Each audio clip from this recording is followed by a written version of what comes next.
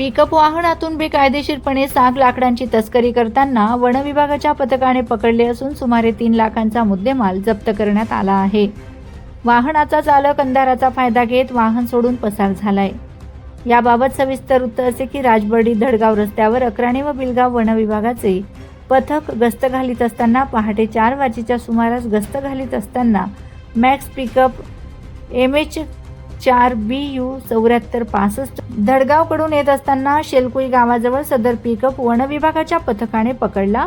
या वाहनात 24,536 रुपये किमतीचा 30 नग घनमीटर साग दांड्या जप्त करण्यात आल्या आहेत. अंधाराचा फायदा घेत वाहन चालक पसार झालाय. सदर माल धडगाव वन विभागाच्या डेपोत जमा करण्यात आला. सदरची कारवाई श्रीमती नीनू सोमरा, संतोष सस्ते, राजेंद्र सतगीर, संजय साळुंखे यांच्या मार्गदर्शनाखाली अक्राणी वनक्षेत्रपाल श्रीमती चारुशिला काटे, लक्ष्मीकांत शेडगे यांच्या नेतृत्वाखाली धडगाव वनपाल दिलीप पाटोळे, भरतसिंग परदेशी, मंगेश वळवी, अशोक पावरा, पवन पाडवी, रोहिदास पावरा, दिलवरसिंग पावरा, गिरधर पावरा, दिनेश वसावे, हेमंत पावरा यांनी केली. राजबर्डी वनरक्षक रोहिदास पवार यांनी गुन्हा दाखल केला आहे.